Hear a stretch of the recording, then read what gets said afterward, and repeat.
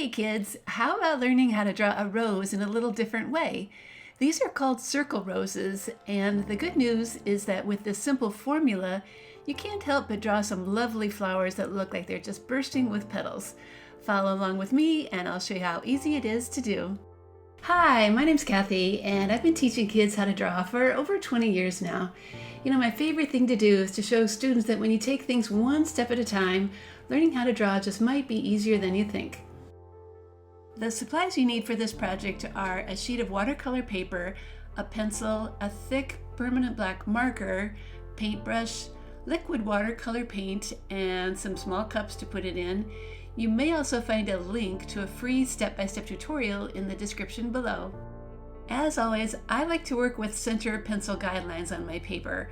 They're also on all of my tutorials, and I feel they really do help you use the entire sheet of paper when you draw. The first thing I'm going to do is make a nice balanced composition of circles for our flowers. I'm starting with the largest one that's here on the left near the bottom, and I'm working slowly so that it's round. Don't worry, it does not need to be a perfect circle. In fact, it'll probably look a little more realistic if it's just kind of like an oval or something.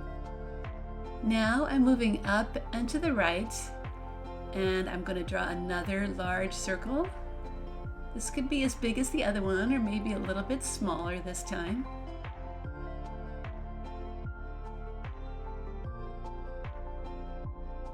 Okay, a little variety is always good, so I'm going to add another circle up here to the right, one that's just a little smaller than the others. Then it seems like a kind of medium-sized circle will fit right here really well. Again, I'm not worried if it's a perfect circle or not.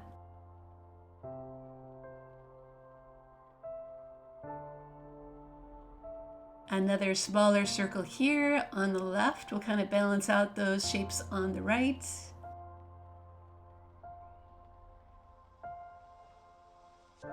And I'll finish off with one smaller circle here near the bottom. Please feel free to make your own arrangement. Just keep an eye out that you have a variety of sizes. That's what keeps things interesting. Now we can move on to drawing the petal shapes inside all of these circles.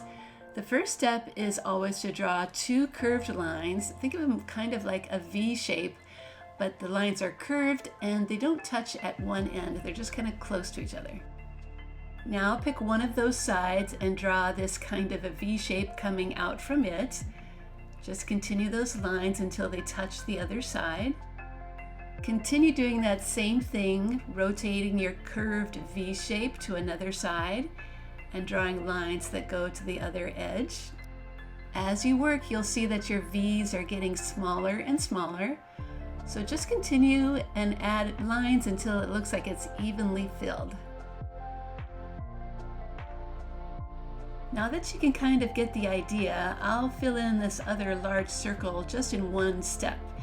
So I'm starting with the large curved V and then rotating and making shorter lines and rotating again and again until it looks like it's done.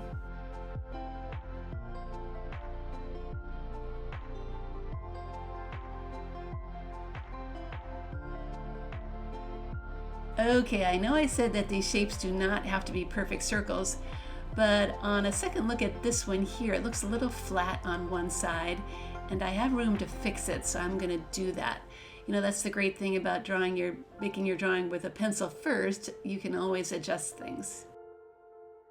All right, I think I like that better. So now I'll move on to adding the petal shapes inside, starting with the large curved V shape on one side and rotating and going to the other side and rotating again and again. And just use your best judgment as to when you think it looks filled in.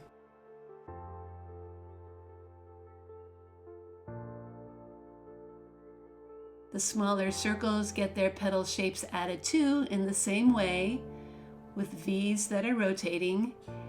And if you kind of lose track of those V's, just add lines, it'll be fine.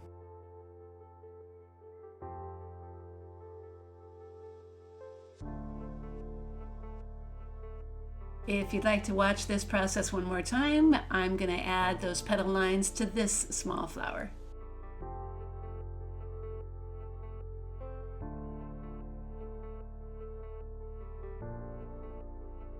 We can continue on now to adding some leaf shapes to our flowers. I'm going to add 2 on the left here where there's a little more space.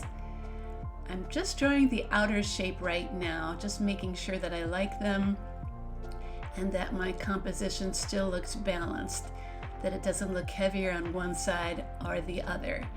Once I know that I have them all balanced and in place and I like the way the outer shape looks, then I can come back and fill in the pattern inside each one.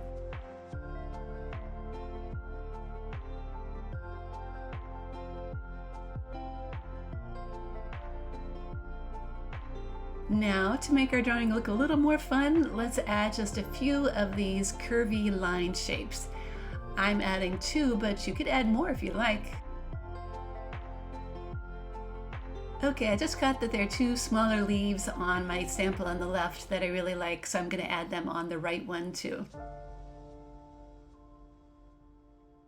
All right, I think our drawing is starting to look really filled out. So now we can go back and add those patterns inside each leaf. It's really easy. You just draw a center line from point to point and then pick just one side to add those parallel lines to. It's kind of like a little trick that cartoon artists use when they want to make a shadow of something and they can only use lines.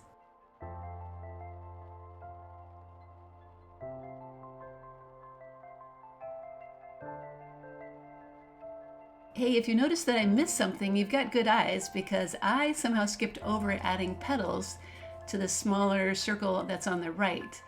But it's certainly not too late to do that, so I'm going to add them now. After double checking things just to make sure it looks like this drawing is complete, so I'm going to start tracing over all of those pencil lines with a permanent thick black marker.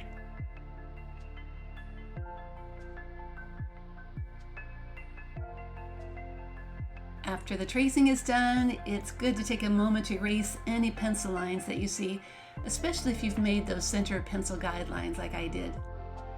Now we're ready to paint our drawing.